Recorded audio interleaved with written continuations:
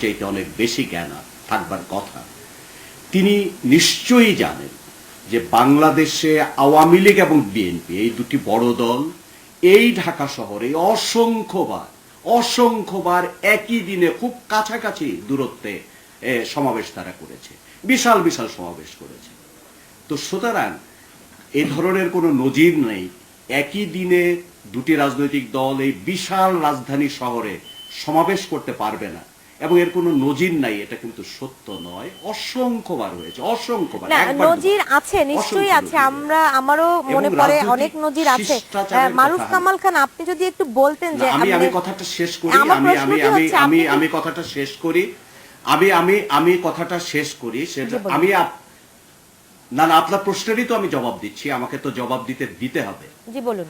সেটা হচ্ছে এই যে তিনি রাজনৈতিক শিষ্টাচারের কথা বলেছেন যে একই দিনে কর্মসূচি ঘোষণা করা যায় না, এটা কোনো সত্য কথা নয়। আমি কোনো কনফ্লিক্টিং কর্মসূচি ঘোষণা করছি কিনা, কোনো সংঘাতমূলক কোনো কর্মসূচি ঘোষণা করছি কিনা সেটা বিবেচ্য হতে পারে, কিন্তু একই দিনে একটি রাজনৈতিক দল একটি কর্মসূচি ঘোষণা করেছে, আমি আর কোনো রাজনৈতিক কর্মসূচি ঘোষণা করতে পারবো না এবং করা যাবে না, সেটা কিন্তু কোনো সঠিক কথা নয়। যেমন 16ই ডিসেম্বর, ইটস এ ডে, বিজয় দিবস। আমি আপনার কথাটি বুঝতে পেরেছি, এই বিজয় দিবসে কিন্তু আওয়ামী লীগের কর্মসূচি থাকে, বিএনপির কর্মসূচি থাকে না। আমি সব কথাটাই বলছি যে সুতরাং এই রাজনৈতিক কর্মসূচিগুলো কিন্তু একই দিনে নো, এটা কোনো কনফ্লিক্টিং কর্মসূচি ছিল না।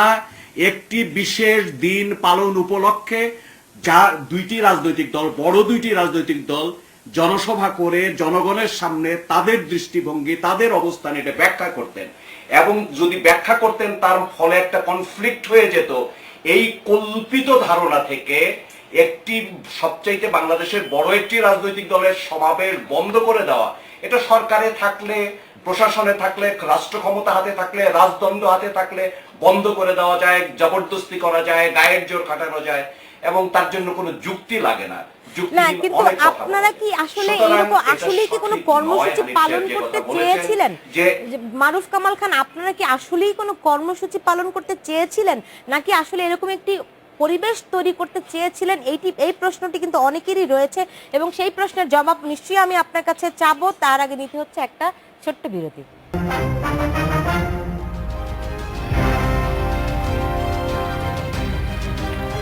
বিরতির পর ফিরে এলাম, দেখছেন বাংলাদেশ এখন। একটু যেতে চাই গুলশানে বেগম খালেদা জিয়ার প্রেস সচিব মারুফ কামাল খানের কাছে। যে মারুফ কামাল খান, আপনার কাছে প্রশ্ন ছিল যে আপনারা আসলেই কোনো কর্মসূচি পালন করতে চেয়েছিলেন কিনা, কারণ মাঠে আপনাদের তেমন কোনো নেতাকর্মীকে দেখা যায়নি। মির্জা ফখরুল ইসলাম আলমগীরকে দেখা গেছে, তিনি প্রেস ক্লাবে এসেছেন, এছাড়া তেমন কোনো নেতাকর্মী কিন্তু দেখা যায়নি। সেই জন্য কিন্তু প্রশ্ন উঠেছে, আপনাদের আসলে কোনো রকম কোনো প্রস্তুতি, এরকম একটি কর্মসূচি করার কোনো প্রস্তুতি আপনাদের ছিল কিনা? প্রশ্ন খুবই খুবই খুবই খুবই পরিষ্কার, খুবই পরিষ্কার করে বলেছেন। আপনার প্রশ্নটা আমি বুঝতে পেরেছি, এবং প্রশ্নটি খুবই অপ্রাসঙ্গিক এবং খুব যে শোভনীয় তা নয়। একটি রাজনৈতিক দল একটি কর্মসূচি ঘোষণা করেছে, একটা জনসভার কর্মসূচি ঘোষণা করেছে, এবং আপনারা জানেন বেগম খালেদা জিয়া সর্বশেষ যে সংবাদ সম্মেলন করেছিলেন, সেখানে মিডিয়া কর্মী হিসেবে আপনার জানবার কথা যে তিনি সেখানে সরকারকে বলেছিলেন যে আমরা একটা শান্তিপূর্ণ কর্মসূচি করব, একটা সমাবেশ করব, এই সমাবেশের জন্য সরকার কোনো বাধা দেবে না, সরকার যথাসময়ে অনুমতি দেবে, এটা আমরা প্রত্যাশা করি। এবং আপনারা জানেন যে এর পর আওয়ামী লীগ থেকে কি ধরনের প্রতিক্রিয়া ব্যক্ত করা হয়েছিল, প্রতিদিনই বলা হচ্ছে, এটা আপনারা মিডিয়া কর্মী হিসেবে জানেন, রাস্তায় নামতে দেওয়া হবে না, ঠ্যাং ভেঙে দেওয়া হবে, কিভাবে আমরা লুঙ্গি পরে নামবো, নানা ধরনের কথাবার্তা যেটা এসছে। এরপরে পুলিশের তরফ থেকে নিষেধাজ্ঞা জারি করা হয়েছে যে সভা সমাবেশ করা যাবে না। তারপরেও বিএনপি আশা করেছে যে একটা সমাবেশ করতে দেওয়া হবে না, এ ধরনের অগণতান্ত্রিক আচরণ করবে, এটা বিএনপি আশা করে নাই, এবং সে কারণে তারা জমায়েত হতে চেয়েছে। আজকে ঢাকা শহরে যেভাবে প্রতিটি প্রসেশনে যেভাবে বাধা দেওয়া হয়েছে, প্রতিটি শোভাযাত্রায় যেভাবে বাধা দেওয়া হয়েছে, কয়েকজন লোক একত্রিত হয়ে এই কথাটা যদি উল্লেখ না করে যদি বলেন যে কর্মীরা ওই যে পুলিশের বেষ্টনীর ভেদ করে যুদ্ধ করে ওখানে কেন যায়নি, ঢাকা শহরে মানুষ কি যেতে চায়নি? বিএনপি সভায় ডাকলে সেখানে কি পরিমাণ লোকের সমাবেশ হয় এটা কি আমরা জানি না? এটা কি আপনি জানেন না? এটা তো আমরা সকলেই জানি। মানে সারা দেশের মানুষ আপনার জানে। কাছে প্রশ্ন সুতরাং করেছে যে বাংলাদেশ আপনারা কি জানতেন না জাতীয়তাবাদী যে দল আপনাদের সভা এইভাবে করে ডেকেছিল, বাধা সেখানে দেয়া লোক হবে? যায়নি। এই ধরনের মাহবুব কামাল খান, আপনি সঙ্গেই থাকুন। মাহবুবুল হানিফ, একটি রাজনৈতিক দল সভা সমাবেশ করবে, এটাই স্বাভাবিক, এটাই কিন্তু গণতন্ত্রের সৌন্দর্য। কেন তাইলে এরকম একটি পরিস্থিতি সরকার তৈরি করলো? এটা কিন্তু আচ্ছা, মানে সব মানুষের প্রশ্ন। ধন্যবাদ। আমি তার আগে মারুফ কামাল সাহেবের যে একটা কথা বলেছেন সেটার আমি একটু জবাবটা দিতে চাই। মারুফ কামাল সাহেব কি শুনতে পাচ্ছেন আমাকে? জি, উনি শুনতে পাচ্ছেন। আমি আশা করি উনি শুনতে পাচ্ছেন। মারুফ কামাল সাহেব প্রেস সেক্রেটারি হিসেবে, বিএনপির চেয়ারপারসন বেগম খালেদার প্রেস সেক্রেটারি হিসেবে উনি মাঝে মধ্যে লেখালেখি করেন, ভালো লেখেন, এটা জানতাম। তো ভালো যে বলেনও, ভালো বক্তা, সেটা আজকে আমি জানলাম, আমার সে জানা ছিল না যে উনি যথেষ্ট ভালো বক্তা। তবে ওনাকে একটু জানিয়ে দিই যে ইতিপূর্বে ঢাকা শহরে দুইটা রাজনৈতিক দলের একই দিনে কর্মসূচি পালিত হয়েছে, এটা সত্য। যখন রাজনৈতিক দুইটা দল প্রতিপক্ষ হিসাবে বিবেচিত ছিল না, নাম্বার ওয়ান। দ্বিতীয়ত, হয়তো প্রতিপক্ষ হিসাবে থাকলেও সেটা হতো সুনির্দিষ্ট দুটি জায়গায় যখন জনসভা হয়েছে তখন হয়তো সেটাকে কন্ট্রোল করা সম্ভব হয়েছে। কিন্তু আপনারা জানতেন যে আমরা যে কর্মসূচি দিয়েছি সেই কর্মসূচিতে সারা ঢাকা শহরে প্রতিটা থানা, ওয়ার্ড, পাড়া মহল্লায় আমাদের আনন্দ র্যালি করার কথা, এবং আমরা 16টি স্পটের কথা ওখানে বলেছিলাম যে 16টি স্পটে আমাদের ওখানে জনসভা হবে, আনন্দের র্যালি সমাবেশে। তো সেই ক্ষেত্রে তাহলে আপনারা কোথায় সমাবেশটা করতে চেয়েছিলেন? আপনারা যেখানেই করেন না কেন, আমাদের তো সেই পাড়া মহল্লা যে কর্মসূচি দিয়েছি সেই কর্মসূচির মধ্যেই আপনাদেরকে আসতে হতো, তাহলে এটা সংঘাতপূর্ণ হতো না? দ্বিতীয়ত, আরেকটি যেটা মারুফ সাহেব বলেছেন আপনি, যে আমরা একই ধরনের কর্মসূচিতে নিয়ে মাঠে নামছি না। আমরা যেখানে গণতন্ত্রের বিজয় দিবস হিসাবে আমরা উদযাপন করতে যাচ্ছি, আপনার ভালো মতোই জানা আছে যে এই দিবসটিকে কেন আমরা গণতন্ত্রের বিজয় দিবস হিসেবে বলে আসছি।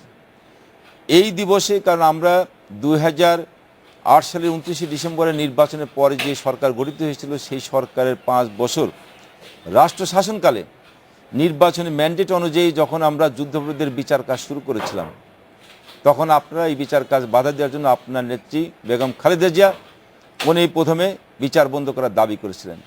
পরবর্তী পর্যায়ে এই বিচার বাধাগ্রস্ত করার জন্য উনি রাজপথে নেমেছেন, এবং 71-এর সেই পরাজিত শক্তি পাকিস্তানের প্রেতাত্মা যুদ্ধাপরাধীদের জামাতকে সঙ্গে নিয়ে উনি সহিংসমূলক কর্মসূচি দিয়ে রাজপথে সহ সারা দেশে তাণ্ডবতা করেছেন। উনি দেশকে ক্ষত বিক্ষত করেছিলেন ওনার এই রক্ত সবল দিয়ে, এবং তার মধ্য দিয়েই কিন্তু 2013 সাল পাড়ি দিতে হয়েছে আমাদেরকে, এবং এর মধ্য দিয়েই কিন্তু আমাদের নেত্রী জননেত্রী শেখ হাসিনার নেতৃত্বে বাংলাদেশ 5টি বছরে বিভিন্ন সেক্টরে উন্নয়ন করে দেশের অগ্রযাত্রাকে অব্যাহত রাখতে পেরেছিলেন।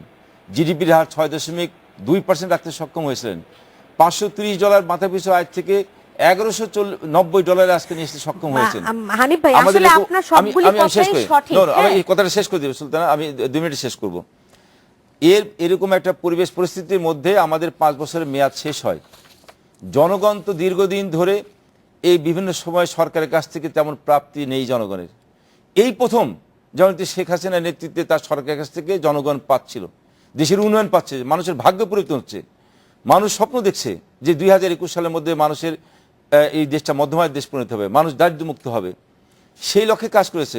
এই সময় আমাদের যখন সরকারের মেয়াদ শেষ হয় তখন আমাদের সংবিধান অনুযায়ী নির্ধারিত সময় চলে আসে নির্বাচনের সময় আসার পরে নির্বাচন অনুষ্ঠান করা ছাড়া বিকল্প কিছু ছিল না। আমাদের মাননীয় প্রধানমন্ত্রী জননেত্রী শেখ হাসিনা সকল রাজনৈতিক দলগুলোকে নিয়ে নির্বাচনে অংশগ্রহণ করার জন্য সকলকে আহ্বান জানিয়েছিলেন। ওই সময় বিরোধী দলের নেত্রী বেগম খালেদা জিয়াকে উনি একাধিকবার আহ্বান জানিয়েছিলেন, উনি নিজে টেলিফোন করেছিলেন। আসেন নাই, প্রধানমন্ত্রী গতকাল বলেছেন তার ভাষণে যে সেটি আমি এটাকে খুব এনলার্জ করতেছি না, আমি সুলতানা একটু পেশেন্স রাখো। তারপরে নির্বাচন হয়েছে, সেই নির্বাচনে বিএনপি আসে নাই, কিন্তু বিএনপি মানুষকে ভোটাধিকার বাধা দিয়েছেন, ভোট প্রয়োগে বাধা দিয়েছেন, বহু কেন্দ্র 500-এর উপরে কেন্দ্র পুড়িয়ে দিয়েছেন, রাস্তায় ব্যারিকেড দিয়ে সাধারণ ভোটারদেরকে বিএনপি জামাতের সন্ত্রাসীরা দিয়ে তাদেরকে হামলা করে নৃশংসভাবে কুপিয়ে হত্যা করেছেন, পেট্রোল দিয়ে পুড়িয়ে হত্যা করেছেন। এইভাবে প্রায় 100-এর উপরে মানুষকে প্রাণ দিতে হয়েছিল ওই সময়, এই শুধুমাত্র ভোট দিতে যাওয়ার অপরাধে। তার মধ্যে দিয়ে জনগণ ভোট দিয়েছিল এবং নির্বাচন হয়েছে। আমি শেষ করতেছি সেটা, আমি গতকালকে আসতেছি। নির্বাচন হয়েছে, নির্বাচনের পরে মানুষের সকল উদ্বেগ উৎকণ্ঠা দূর করে দিয়ে আজকে বাংলাদেশ 1 বছরে দেশের শান্তি এবং রাজনৈতিক স্থিতিশীলতা বিরাজ করতে সক্ষম হয়েছে, এটা জননেত্রী শেখ হাসিনার নেতৃত্বে।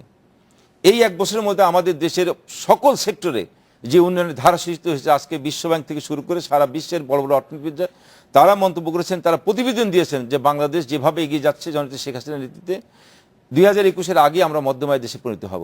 এটা সম্ভব হয়েছে এই 5 জানুয়ারি নির্বাচনের মধ্য দিয়ে এই সরকার গঠনের ফলে। অথবা এটা বাংলাদেশের মানুষের জন্য একটা গণতন্ত্রের বিজয়।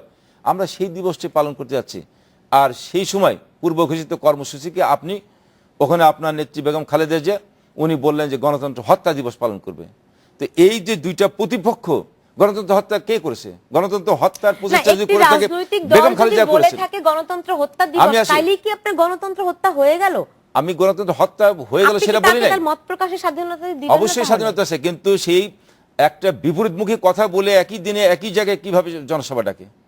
তাই এটার উদ্দেশ্যটা কি? এখন আলটিমেটলি কি হলো? আজকে তো আওয়ামী লীগ, আমি যেটা আমি মার্কাম সাহেবকে বলছিলাম, সারা দেশে সভা সুতরাং সমাবেশ আমি মিছিল মার্কাম র্যালি করতে সাহেবকে যেটা পারলো। বলছিলাম যে যদি আমরা একই কনসেপ্ট নিয়ে যদি আমরা দুইটা রাজনৈতিক দল দুই জায়গায় যদি জনসভা করে, সেক্ষেত্রে সংঘাতের কোনো পরিবেশ থাকে না। কিন্তু দুই সম্পূর্ণ বিপরীতমুখী দুইটা চিন্তা চেতনা নিয়ে এবং উদ্দেশ্য নিয়ে যদি জনসভা হয়, সেই জায়গাতে কর্মীদের মধ্যে উত্তেজনা হলে সংঘাত সৃষ্টি হতেই পারে। এবং আমাদের পূর্ব নির্ধারিত কর্মসূচিগুলোকে পণ্ড করার জন্যই আজকে বিএনপি পরিকল্পিতভাবে এই কর্মসূচি ঘোষণা করেছে। এবং সেই কর্মসূচিতে আজকে বিএনপির কর্মসূচি পণ্ড হয় নাই, আমাদের কর্মসূচি পণ্ড হয়েছে। আমরা যে বিজয় দিবসটা পালন করার জন্য সারা ঢাকা শহরে উপস্থিত ছিলাম, সেইটা বলছেন নিঃসন্দেহে দেশের অর্থনীতি অনেক উন্নত হয়েছে, সবকিছু ঠিক আছে, কিন্তু একটি বড় এবং প্রধান একটি রাজনৈতিক দলকে আপনি সমাবেশ করতে দিলেন না। তার কেন সমাবেশ করতে দেব না? আমরা অবশ্যই সমাবেশ করতে দিয়েছি, কিন্তু একই আর কি আশ্চর্য ব্যাপার, এটা কোন দেশে আবদার যে একটা রাজনৈতিক দল আজকে কর্মসূচি